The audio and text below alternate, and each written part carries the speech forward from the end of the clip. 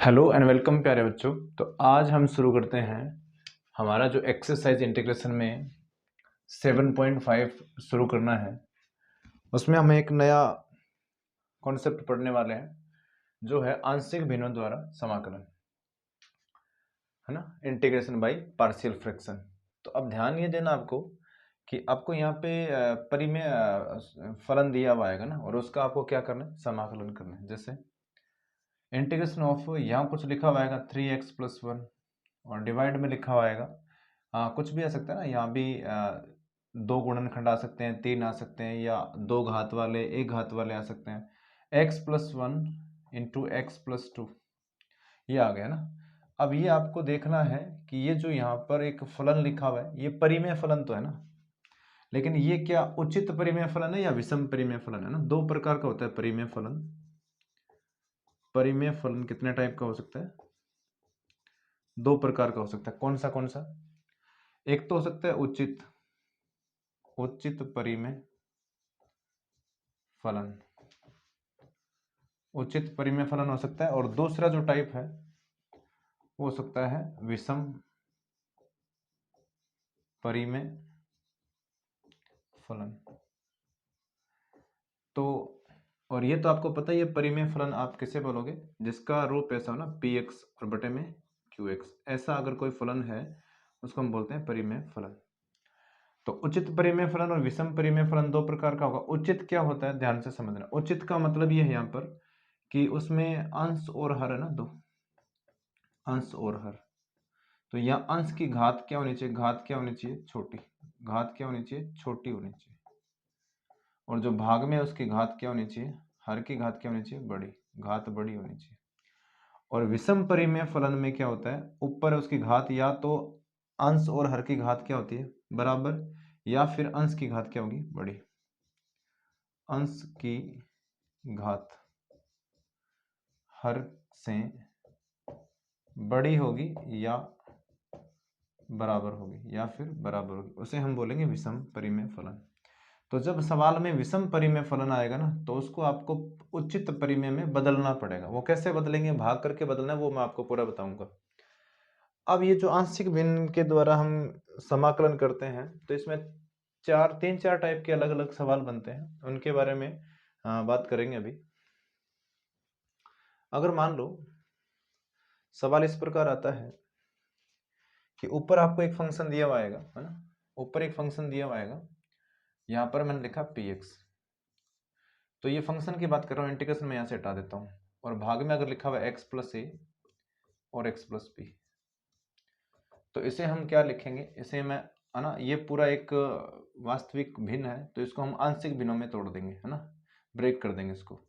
तो ये दोनों अलग अलग है, तो आपको एक बार इसे a के नीचे लिखना है और दूसरा बार b के नीचे दूसरा गुणनखंड लिखना है। इस प्रकार लिखेंगे।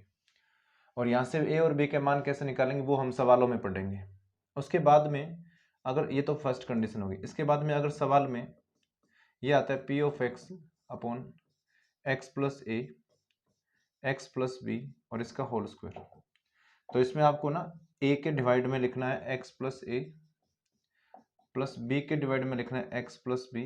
अब ये ध्यान देना, x+b पे पावर 2 है ना, तो फिर आपको c लिखना पड़ेगा और उसके नीचे है ना x+b की पावर 2 लिखनी पड़ेगी। कहने का मतलब अगर यहाँ 3 पावर आती है तो हम यहाँ ना 2 लिखते, फिर d के नीचे कितनी पावर आ जाती है? ऐसे अगर मैं यहाँ 3 पावर कर दूं तो यहाँ आएगा x+d और उसकी होल पावर कितनी आ जाएगी? 3। ऐसे चलता रहता है। इसके बाद में अगर थर्ड नंबर पे बात करूं मैं, तो ऊपर एक फंक्शन दिया आएगा p(x) या f(x), और भाग में अगर ऐसा आता है x+a और यहाँ पर x² plus bx plus c, ऐसा अगर आता है, अंदर दो घात है, ये ध्यान देना, अंदर कितनी घात है? 2। तो इस केस में a बटे x प्लस a तो लिखना ही है, प्लस ऊपर आएगा bx प्लस c और भाग में क्या आएगा? ये x² plus bx plus c, ये आएगा। अब यहाँ पर ये ध्यान देना, ये जो c है वो c आप स्मॉल लिख लो, और ये c है ना बड़ा है, ये c और ये c अलग अलग है। इसके बाद में फोर्थ नंबर पे अगर कोई सवाल में ऐसा आता है, ऊपर px लिखा हुआ है और नीचे अगर ऐसा आता है x² प्लस a और x² प्लस b, अगर ऐसा सवाल आता है जिसमें दोनों जगह दो घात हो, तो इन सवालों को हम क्या मानेंगे? वो तो देख लेंगे वैसे तो, लेकिन इन सवालों में अगर ऊपर मान लीजिए x लिखा है यहाँ पे, तो फिर तो हम x² को t मानेंगे। लेकिन अगर ऊपर कुछ नहीं है ना, ऊपर अगर 1 लिखा हुआ है इस जगह, तो हम एक्स स्क्वायर की जगह क्या लिख लेंगे, वाई, और इसको सिंगल पावर में बदल लेंगे, और बाद में आप है ना वाई की जगह वापस क्या लिख देंगे, एक्स स्क्वायर। तो इन चीजों को हम सवालों में कैसे यूज करेंगे उनकी बात अभी करते हैं। ये आंशिक भिन्नों को ब्रेक करने का तरीका है, और ये सारे कॉन्सेप्ट, ये सारे तरीके अब हम सवालों में यूज करेंगे तो आपको बड़ा अच्छे तरीके से पूरा समझ में आ जाएगा। और हम इस एक्सरसाइज के सारे सवाल करेंगे जितने भी हैं। इसमें अप्रोक्सीमेटली 23 या 24 क्वेश्चन है। तो अब बात करते हैं क्वेश्चन नंबर 1। देखिए क्वेश्चन नंबर 1 में लिखा हुआ है इंटीग्रेशन ऑफ, पहला जो क्वेश्चन है उसमें लिखा हुआ है integration of x divide by x plus 1 और x प्लस 2, ये लिखा हुआ है dx। तो हम सबसे पहले क्या करेंगे, माना पहली बात तो ये उचित परिमेय फलन है यहाँ पे, क्योंकि ऊपर पावर कितनी, 1, और यहाँ नीचे x की पावर कितनी है, 2 होगी ना। तो यहाँ सबसे पहले आपको मानना है कि x बटे x प्लस 1 और x प्लस 2, इसे हम मानेंगे। एक बार आपको a लिखना है, एक गुणनखंड को a के नीचे लिखो और दूसरे गुणनखंड को हम b के नीचे लिखेंगे। तो कितना, x प्लस 2, ये। अब ध्यान देना, यहाँ मैं एज इट इज लिखता हूँ x प्लस 1, यहाँ x प्लस 2, इन दोनों का एलसीएम कितना आएगा, x प्लस 1 और x प्लस 2। इसका डिवाइड इसमें करेंगे, ये बचेगा, इसको ऊपर एक a से गुणा कर दो, a x प्लस कितना 2, और प्लस इसका डिवाइड इसमें करेंगे तो कितना बचेगा, x प्लस 1, तो b गुणा x प्लस 1। अब आपको करना क्या है, ये दोनों तो सेम है तो कट गए। x बराबर हमारे पास क्या बचेगा, a इंटू एक्स प्लस 2 और plus b into x plus 1। इनको हल करेंगे तो x बराबर a x प्लस 2a और plus B X plus B. तो ये x वाले पद इनको लिखूंगा मैं a प्लस बी, इन दोनों में कॉमन, इसमें भी x है, इसमें x है, x कॉमन आ गया। यहाँ क्या बचेगा, 2a प्लस बी, और यहाँ क्या है, x। अब इनकी तुलना करो, इनकी तुलना करने पर, जब इनकी तुलना करेंगे ना, तो आपको a प्लस बी बराबर कितना मिलेगा, 1, क्योंकि x का गुणांक a प्लस बी है और यहाँ x का गुणांक कितना है, 1। दूसरी बात, ये 2a प्लस बी है ना, उसके बराबर क्या मिलेगा, 0। ये मान लो इक्वेशन फर्स्ट है और ये इक्वेशन सेकंड है। इनको जब हम हल करेंगे तो समीकरण 1 और 2 को हम घटाएंगे, तो समीकरण 2 में से समीकरण 1 को घटा दिया। इसमें लिखा हुआ है 2a प्लस बी बराबर 0, और दूसरे में है a प्लस बी बराबर कितना, 1। घटाएंगे, चिन्ह बदल जाएंगे, तो ये b से b कट गया, यहाँ क्या बचेगा, a बराबर कितना, -1। अब a का मान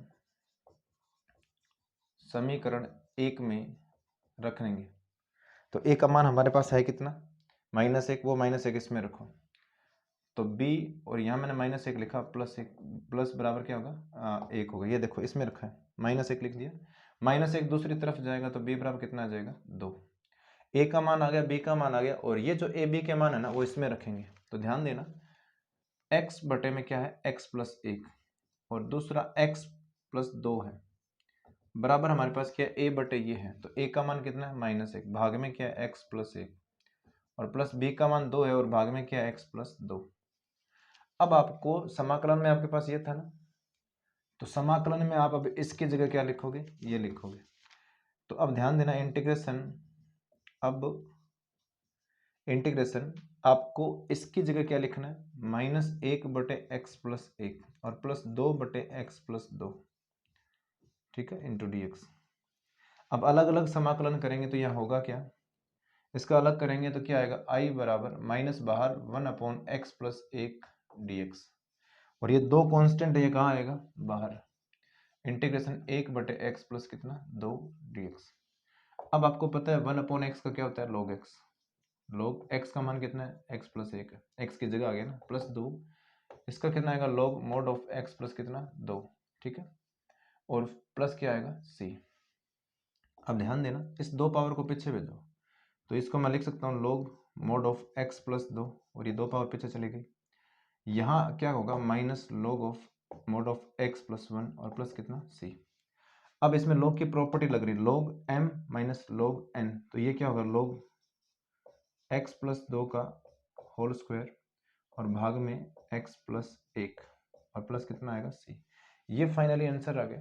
तो इसमें आपने देखा ये कि ये जो एक भिन्न आई थी आपके पास में, परिमेय भिन्न आई थी परिमेय फलन में, इसको आपने क्या कर लिया, आंशिक भिन्नों में तोड़ लिया और इससे ये क्वेश्चन आपका हल हो गया। अब देखते हैं क्वेश्चन नंबर सेकंड।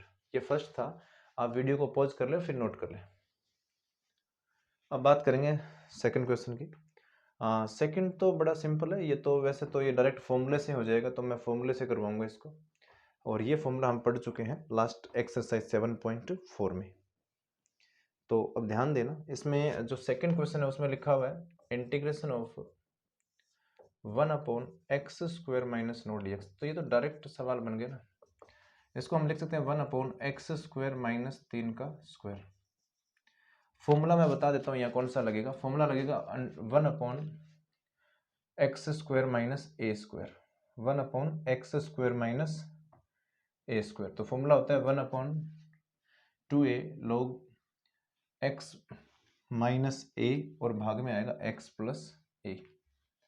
इस क्वेश्चन में जो फॉर्मूला यूज हो रहा है वो ये है, integration of 1/x² minus a² dx। तो आंसर आएगा 1/2a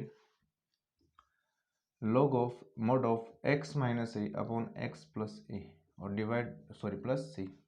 तो आपको करना क्या है, यही है 1/2, a का वैल्यू कितना है 3 है, फिर क्या आएगा log mod ऑफ x का मान कितना x माइनस 3 और भाग में x प्लस 3 और प्लस कितना आएगा c। हो गया। ध्यान देना, नेक्स्ट क्वेश्चन नंबर 3 की बात करेंगे अब हम। क्वेश्चन नंबर 3 देखिए, थर्ड में लिखा हुआ है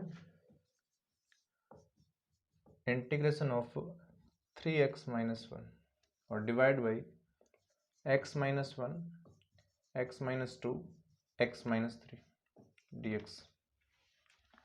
अब आपको वही मानना है, हम क्या करेंगे, ये जो यहाँ लिखा हुआ है ना 3x माइनस 1 3x माइनस 1 और भाग में लिखा हुआ है x माइनस 1 x माइनस 2 और x माइनस 3। एक चीज़ आपको यहाँ देखनी है, ये तीनों गुणनखंड अलग अलग है, तो वो a b c के नीचे आएंगे, x माइनस 1 फिर b x माइनस कितना 2 और प्लस c x माइनस कितना 3। अब आपको करना क्या है, करना ये है कि अगर मैं इनका एलसीएम लेता हूँ तो यहाँ ये नीचे वाला पार्ट हमेशा खत्म होता है, तो यहाँ अगर मैं लिखता हूँ 3x माइनस 1 तो बराबर इसका खुद का भाग करेंगे तो ये दो बचेंगे, तो इन दोनों का गुणा यहाँ करो, a इंटू एक्स माइनस 2 और x माइनस 3 प्लस b के गुणा में क्या आएगा x माइनस 1 और x माइनस 3 और प्लस c के गुणा में आएगा x माइनस 1 और x माइनस कितना 2, है ना। यहाँ एलसीएम लेके हल किया। अब इनको जब गुणा करेंगे तो यहाँ कितना आएगा x, इनको गुणा करके लिखूंगा मैं x² माइनस 5x और प्लस कितना 6, फिर प्लस आएगा b x² माइनस 4x और प्लस कितना 3 और यहाँ आएगा c x² और माइनस 3x और प्लस कितना आएगा 2। इनको हल करोगे तो यहाँ तो लिखा हुआ 3x माइनस 1, क्या ax² bx² और cx² है, तो मैं लिखूंगा a plus b plus c into क्या आएगा x²। फिर ध्यान देना प्लस x इसमें भी है इसमें भी और इसमें भी x कॉमन आ रहा है, तो यहाँ क्या आएगा माइनस 5a माइनस 4b और माइनस 3c। और फिर अगर मैं बात करूं प्लस a को 6 से करने पे कितना आएगा 6a प्लस 3b और प्लस कितना आएगा 2c और यहाँ मैंने लिखा 3x माइनस 1। अब अगर इनकी तुलना करते हैं तो a plus b plus c, x² का गुणांक ये है, यहाँ x² का गुणांक कितना है 0, समीकरण 1। उसके बाद में अगर मैं लिखता हूँ माइनस 5a माइनस 4b और माइनस 3c बराबर कितना, तो ये x का गुणांक है तो x का गुणांक कितना है 3, ये समीकरण नंबर 2। उसके बाद में ये जो पार्ट लिख रखा है यहाँ पे अचर, तो उसके बराबर में क्या आएगा माइनस 1, तो 6a प्लस 3b और प्लस कितना 2c बराबर कितना आएगा हमारे पास यहाँ कितना माइनस 1, ये समीकरण नंबर 3 है। ये इक्वेशन कौन सी हो गई थर्ड। अब आपको करना क्या है, करना ये है कि आपके पास a b और c तीन मान निकालने हैं हमें, तो तीन मान जब हमें निकालने होते हैं तो तीन समीकरणों की जरूरत होती है, तो जो कि हमारे पास है। अब इसमें हम करेंगे क्या, ध्यान देना, समीकरणों को हल करेंगे। तो समीकरणों को तो हल कर लेंगे हम। एक काम करो, पहली जो समीकरण आपको नजर आ रही है ना, इसको और इससे हल करते हैं। तो पहली समीकरण को मैं 5 से गुणा करूंगा। पहली समीकरण को क्या करेंगे, 5 से गुणा करेंगे। पहली समीकरण को हम 5 से गुणा करेंगे और फिर उसमें जोड़ देंगे दूसरी समीकरण। तो मैं ये लिख देता हूँ, समीकरण जो एक है ना उसको गुणा करो पहले 5 से और उसके साथ दूसरी समीकरण को जोड़ना है। तो यहाँ 5 से गुणा करेंगे तो कितना आएगा, 5a प्लस 5b और प्लस 5c और बराबर कितना, 0। यहाँ मैंने 5 से गुणा कर दिया। अब इसको तो डायरेक्ट जोड़ना है। तो यहाँ -5a लिखा हुआ है, फिर -4b लिखा हुआ है और फिर -3c और बराबर कितना है, 3। जोड़ते वक्त चिन्ह नहीं बदलते, तो ये 5a से 5a कट गया। 5b में से ये 4b निकलेगा तो कितना बचेगा, केवल b। और 5c में से 3c निकालने में क्या बचेगा, 2c बराबर कितना, 3। ये जो समीकरण है ये इसको नंबर देंगे हम 4। अब b और c में ना आपको एक इक्वेशन और बनानी है।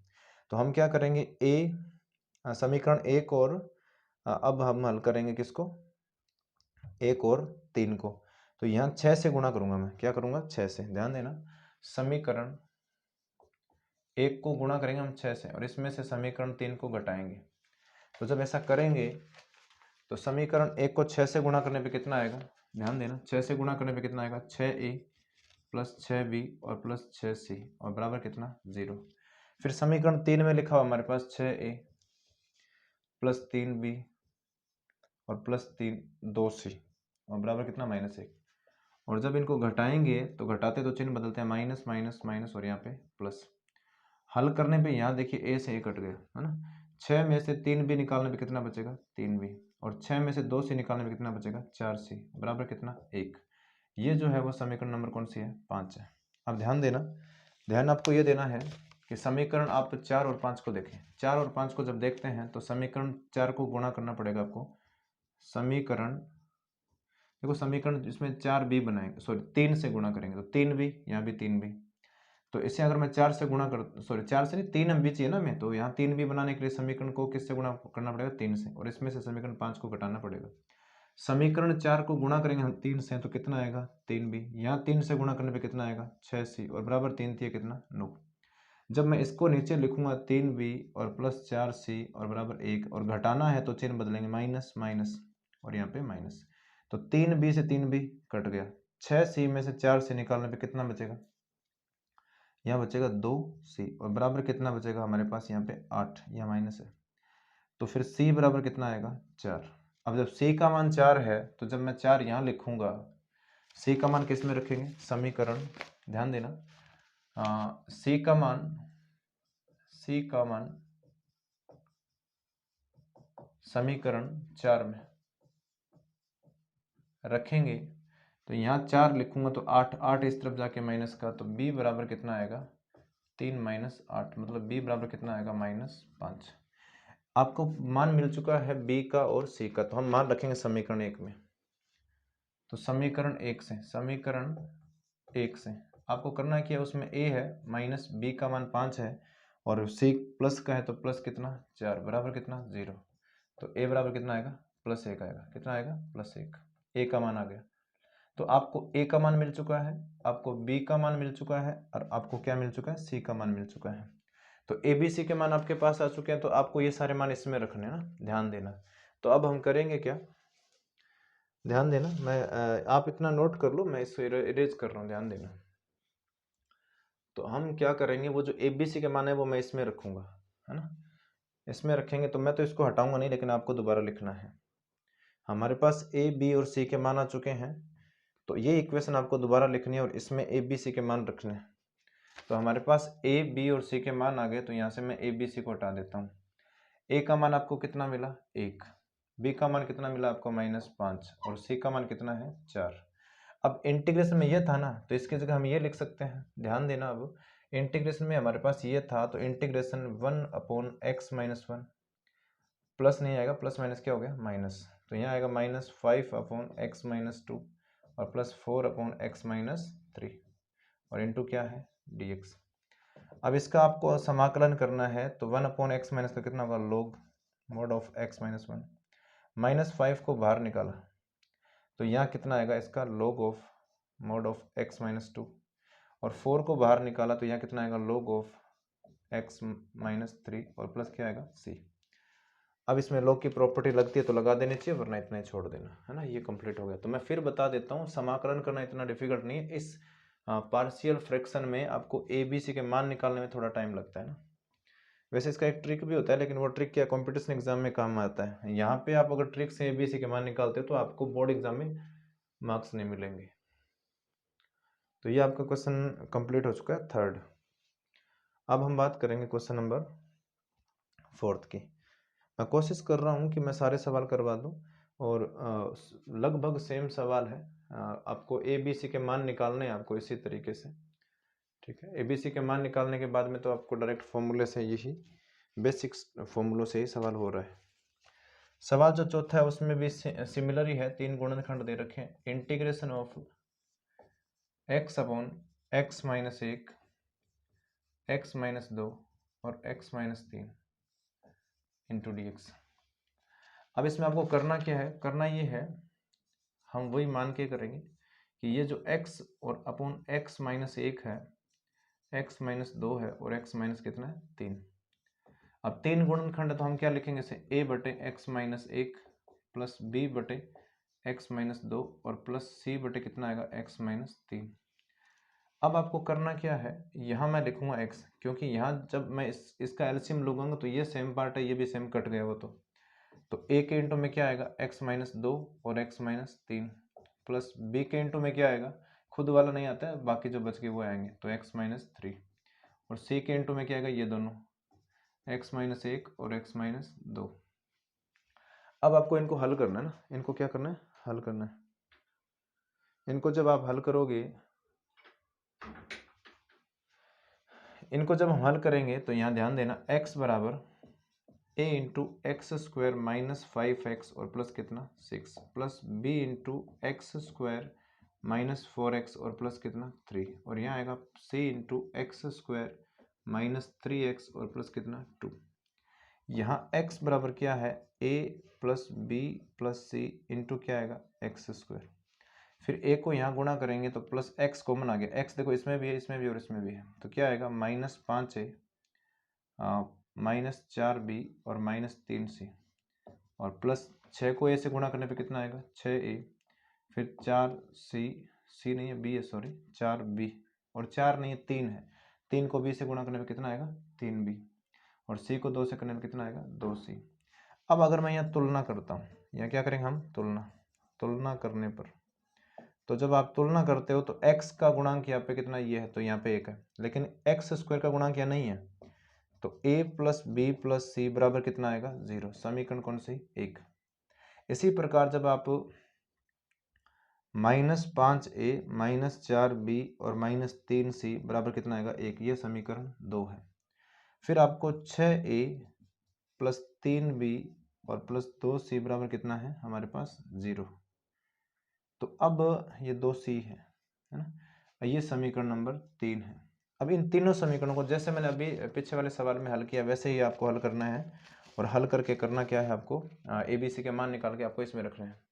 तो ध्यान देना, आप करना क्या है, यहाँ मैं बताता हूँ आपको। करना ये है कि यहाँ बताइए ए बी सी है हमारे पास, तो एक बार इन दोनों समीकरणों को हल करेंगे और एक बार पहली को और तीसरी को। तो मैं क्या करूँगा, समीकरण आपको एक नज़र आ रही होगी, उस समीकरण 1 को गुणा करना है। किससे गुणा करना है, 5 से गुणा करना है। तो यहाँ मैं लिखूंगा 5 से गुणा करना है, और आपको समीकरण जो 2 है उसको जोड़ना है। पहली समीकरण को 5 से गुणा करेंगे तो 5a, यहाँ आएगा फिर 5b और 5c बराबर कितना 0, और यहाँ तो आपको सीधा जोड़ना ही है, तो इसमें कितना है 5a फिर -4b और माइनस कितना 3c बराबर कितना 0 नहीं है, उसमें 1 सॉरी, उसमें 1 देखो ये रहा। अब आपको करना क्या है, जोड़ते वक्त ये तो कट जाएंगे, 5b में से 4b तो b बचेगा, यहाँ कितना बचेगा प्लस 2c बराबर कितना 1। ये जो समीकरण है वो नंबर 4 है। इसी प्रकार अब हम करेंगे क्या, समीकरण, आपको समीकरण 1 देखो, समीकरण 1 को गुणा करना है 6 से, समीकरण 1 को गुणा करना है अब 6 से, और समीकरण जो 3 है उसको घटाना है। तो जब मैं समीकरण 1 को 6 से गुणा करूंगा तो यहाँ आएगा 6a प्लस 6b और प्लस कितना 6c और बराबर कितना 0। अब आपको जो तीसरी समीकरण है उसमें क्या लिखेंगे 6a प्लस 3b और प्लस कितना 2c बराबर कितना 0। और आप सबको पता होना चाहिए घटाते वक्त चिन्ह बदल जाते हैं, तो 6a से 6a कट गया। उसके बाद में 6b में से 3b घटाने पे कितना बचेगा 3b और यहाँ देखिए कितना बचेगा प्लस 4c और बराबर कितना है 0।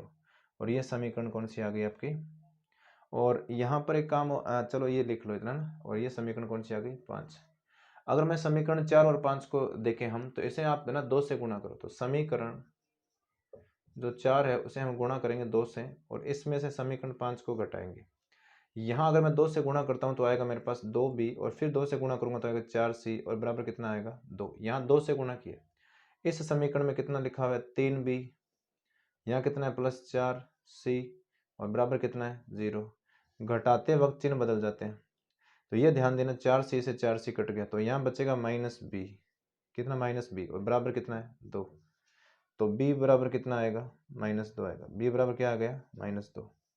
अब ये b का मान है तो समीकरण 5 में रखो, b का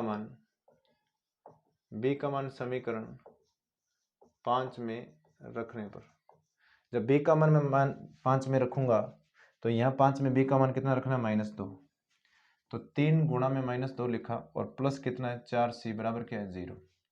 3 दूना 6 माइनस का उस तरफ जाके क्या हो जाएगा प्लस का, और c बराबर कितना आएगा 3/2, ये c का मान आ गया। तो आपको b का मान मिल चुका है, c का मिल चुका है। अब ये b और c के मान आपको समीकरण किस में रखने 1 में, तो समीकरण 1 में ध्यान देना, समीकरण 1 में क्या लिखा हुआ है a लिखा हुआ है, तो मैंने a लिखा। फिर b का मान कितना -2 और c का मान है 3/2 बराबर कितना 0।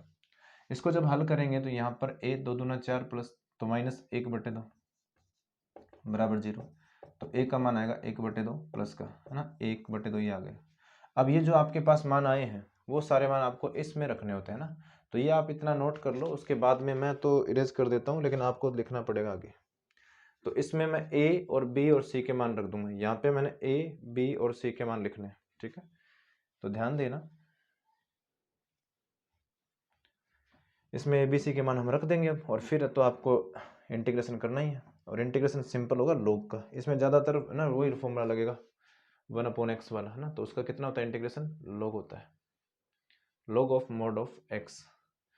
तो यहाँ से आपको a b c के मान उठाने हैं ना, हमारे पास a b और c के मान आ गए ना, a b और c के मान हमारे पास है। तो ध्यान देना a का मान कितना है इसमें रखना आपको, a का मान कितना है, यहाँ a का मान रखेंगे तो a का मान है 1/2, b का मान कितना है -2 और c का मान कितना है 3/2। अब आपको इस समाकलन में, जैसे आपका समाकलन ना नहीं है, इसमें समाकलन में इसकी जगह मतलब इसकी जगह क्या लिखेंगे ये तीनों, तो 1/2 कांस्टेंट बाहर आ गया, यहाँ क्या बचेगा 1/x - 1 और इसका मैंने समाकलन अलग कर दिया। उसके बाद में ये -2 भी कहाँ आ गया बाहर, यहाँ बचेगा 1/x - 2 dx और फिर उसके बाद में 3/2 कांस्टेंट ये भी बाहर आ गया, तो अंदर बचेगा 1/x - 3 dx। अब ध्यान देना 1/2 और ये मैंने लिखा log mod ऑफ x - 1 -2, इसमें क्या आएगा log of mod of x - 2 plus 3/2 log of mod of x - 3 और प्लस क्या आएगा c। अब क्वेश्चन नंबर आपको देखना है 5, ये था क्वेश्चन नंबर 4। तो क्वेश्चन थोड़े लेंदी जरूर है तभी टाइम लग रहा है इनमें, बाकी डिफिकल्ट कुछ नहीं है, सिंपल आपको कैलकुलेट करके ए बी सी के मान निकालने हैं। इसके बाद में देखिए, बाद में जो सवाल है मतलब 5वां, तो 5वें सवाल में लिखा हुआ है, ध्यान देना 2x integration x² plus 3x plus 2 dx ये आई है। अब आपको ध्यान देना, देखिए नीचे वाले को अगर हम t माने तो क्या ऊपर वाला आ रहा है, क्या आ तो रहा है लेकिन 3 नहीं आ रहा, तो हम क्या करेंगे इसमें 3 जोड़ देंगे 3 घटा देंगे। तो ये करने से क्या होगा 2x प्लस 3 है उसको अलग रखा और यहाँ लिखा मैंने x² plus 3x plus 2 dx। ये जो -3 है उसमें अलग भाग करेंगे, -3 कांस्टेंट है और इसका भाग 1 में करेंगे, तो 1/x² प्लस 3x प्लस 2 है ना और dx। अब करना क्या है, इसको हम t मानेंगे, माना x² प्लस 3x प्लस 2, इसको मैंने क्या मान लिया t। अब इसको t मान लिया तो इसका t के सापेक्ष अवकलन कितना होगा, 2x + 3 और dx बटे में dt आएगा, वो यहाँ इस तरफ आ गया। अब इसकी जगह हम dt लिखेंगे, ध्यान देना इंटीग्रेशन, इसकी जगह मैंने क्या लिखा dt, ये जो पूरा आपको नजर आ रहा है ऊपर उसके क्या आ गया dt, भाग में जो लिखा है वो क्या आएगा t -3 इंटीग्रेशन, इसका हम पूर्ण वर्ग बनाएंगे। तो ध्यान देना पूर्ण वर्ग बनाने का तरीका होता है x का गुणांक कितना है 3, उसका आधा करो, उसका होल स्क्वायर, और +2 है ना, प्लस कितना हमारे पास 2, और इसमें से इसका वर्ग करके घटाते हैं तो कितना आएगा 9/4 घटाना है इसमें से, और यहाँ क्या आएगा dx। 1/t का कितना आएगा log t, log of mod of t, और -3 यहाँ आपको थोड़ा सा देखना है 1/x + 3/2, और यहाँ देखो 2 दूना कितना 4, सॉरी 4 दूना कितना 8, 8 में से वो घटाने पे आएगा -1/4, तो 1/2 का मैं लिख सकता हूँ होल स्क्वायर dx। अब इसमें डायरेक्ट आपका फॉर्मूला लग रहा है, यहाँ तो मैंने लिखा log t, आपने किसको माना था x² + 3x और +2 को मैंने t माना, उसके बाद में क्या है -3 है तो मैंने -3 लिखा, और इसमें डायरेक्ट फॉर्मूला लग रहा है। फॉर्मूला कौन सा लग रहा है वो मैं बता देता हूँ, इस वाले पार्ट में फॉर्मूला लग रहा है, इसमें देखो तो फॉर्मूला होगा क्या, यहाँ देखना इंटीग्रेशन ऑफ 1/x² - a² और dx, ये फॉर्मूला लग रहा है इसमें। अब ये फॉर्मूला होता है क्या, ये होता है 1/2a log mod of x - a over x + a और प्लस क्या c। अब आपको करना क्या है, यहाँ आएगा 1/2 a का मान, तो ध्यान से देखो ये a होता है तो a का मान कितना 1/2, फिर मैंने log लिखा x का मान, आपके पास x है, x का मान यहाँ x नहीं है, x का मान x + 3/2 है, फिर यहाँ पे a का मान कितना है -1/2 है, लेकिन हमारे फॉर्मूले में माइनस है, फिर x + 3/2 और +1/2 और प्लस क्या आएगा c, ये 2 से 2 कैंसिल हो गया, यहाँ क्या आएगा log of mod of x² + 3x + 2 -3, और उसको हल जब करेंगे तो ध्यान देना हाँ क्या आएगा log तो है ही, ये 3/2 में से 1/2 निकालने पे कितना बचेगा 1, x + 1, और भाग में ये कितना हो जाएगा x + 2 और प्लस क्या आएगा c।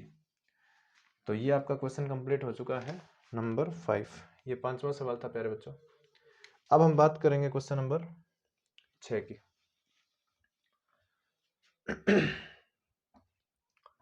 देखिए टाइम लग सकता है लेकिन आपको चीज़ें समझ बिल्कुल तरीके से आने वाली है ना। आपको बस काम ये करना है, एक तो अच्छी पढ़ाई करो, और दूसरा एक काम बस इतना एक्स्ट्रा मान लो, एक्स्ट्रा ये है कि आपको इन चीज़ों को ना दूसरे लोगों तक पहुंचाना चाहिए। भाई आप लोगों के लिए मैं फ्री ऑफ कॉस्ट सारे वीडियो डाल रहा हूँ, आपके फ़ायदे के लिए हो रहा है, तो इसमें फिर हम भी ये सोच लेते हैं कि हमें अगर ग्रोथ करनी है तो आपको थोड़ा हेल्प करना चाहिए ना, इनको आगे बढ़ाना चाहिए। भाई अगर एक बंदा एक वीडियो को अगर भेजता है 10 लोगों के पास या 5 लोगों के पास, और उनमें से अगर कुछ लोग क्या उन वीडियो को देखते हैं, अगर सब्सक्राइब करते हैं, तो फ़ायदा ये होता है कि हमारे सब्सक्राइबर बढ़ जाते हैं और हमें क्या मिलता है, बूस्टअप मिलता है, एनर्जी मिलती है कि हाँ भाई हमें लोग पसंद कर रहे हैं, तो हम आपके लिए फिर और अच्छे कंटेंट डालेंगे इसमें, है ना। इंटीग्रेशन ऑफ 1 - x² और divide by x into 1 - 2x। अब ये है ना, ध्यान देना, यहाँ पर ऊपर कितनी पावर है 2 और नीचे भी कितनी पावर है 2, या एक पावर या एक पावर, तो पावर 2 नीचे और 2 ही ऊपर है, तो ये फिर आपका विषम परिमेय फलन बन गया। तो इसे आपको ना पहले भाग करना पड़ेगा। अब भाग करने के लिए मैं आपको रफ में बताता हूँ, 1 - x² है और भाग आपको करना है किसका -2x² और प्लस x का, इसको गुणा कर दिया अंदर, इसका भाग करना है। और इसमें भी आपको पता है कि ये -x² + 1 है ना, -x² + 1 है ना, बड़ी घात को पहले लिखते हैं। इसमें यहाँ पे -2 है, तो 2 माइनस तो है लेकिन 2 उसमें नहीं है ना, तो आपको क्या करना पड़ेगा, इसमें पहले तो लिखना पड़ेगा 2 लिख दिया मैंने। अब 2 आपने यहाँ लिख दिया तो 2 नहीं, ये आपको -2 यहाँ से हटाना है ना, ये माइनस तो हमें चाहिए लेकिन 2 इसमें नहीं चाहिए, तो 2 को हटाने के लिए क्या करना पड़ेगा 1/2 से गुणा। इसे 1/2 से जब मैं गुणा करूंगा तो यहाँ क्या बचेगा -x², 1/2 का गुणा इससे करो तो ये 2 कैंसिल हो जाएगा, यहाँ 1/2 तो यहाँ मैं लिखूंगा +x/2। अब जब आपको पता चिन्ह बदलते हैं तो यहाँ प्लस हो रहा क्या आएगा माइनस, ये कट गया, तो यहाँ क्या बचेगा 1 - x/2, है ना। अब भाग नहीं जाएगा, तो कहने का मतलब ये हुआ कि आप इसे ये लिख सकते हैं 1/2 और +1 - एक्स बाई टू और भाग में क्या आएगा, हाँ x into one minus two x. ध्यान से सुन लो, इसका भाग आपने इसमें किया ना तो 1/2 तो हो गया अलग और फिर ये पार्ट बच गया अलग। अब ध्यान देना, करना आपको क्या है, अब इसका समाकलन करना है। तो यह यहाँ मैं लिखूंगा, ये जो 1/2 है ये तो आ गया बाहर, ये 1/2, यहाँ क्या बचेगा 1, तो उसका आपने अलग कर दिया।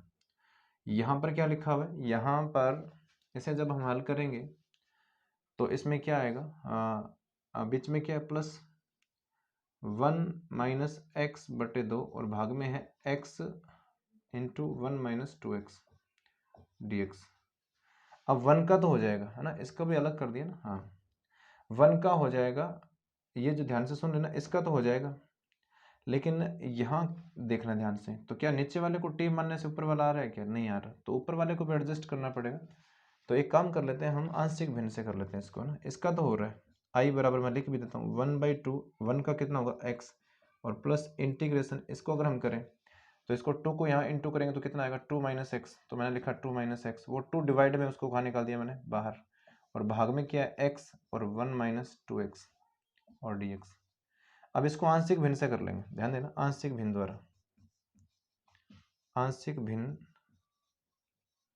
से हम क्या करेंगे, अंदर जो लिखा हुआ है उसको हम मान लेते हैं, माना 2 माइनस एक्स और डिवाइड में x into 1 minus two x है, इसको मैंने क्या मान लिया a, तो a के भाग में मैं क्या लिखूंगा x और b के भाग में लिखूंगा मैं 1 माइनस टू एक्स। अब आपको करना क्या है, ये तो रफ पार्ट था, ये आपको अलग से करना ही है ना, उसे चेंज करने के लिए, क्योंकि वो आपका प्रॉपर फ्रैक्शन नहीं था, तो प्रॉपर फ्रैक्शन बनाने के लिए इसमें को चेंज करना पड़ा, भाग किया हमने। अब आपको करना क्या है, यहाँ ध्यान देना, इसका जब हम एलसीएम करेंगे तो एलसीएम में ध्यान देना, यहाँ क्या आएगा 2 माइनस एक्स और डिवाइड में क्या है x into 1 minus two x और भाग में भी x into 1 minus two x क्या आएगा एलसीएम इन दोनों का, तो x से डिवाइड करने पे क्या आएगा 1 माइनस टू एक्स।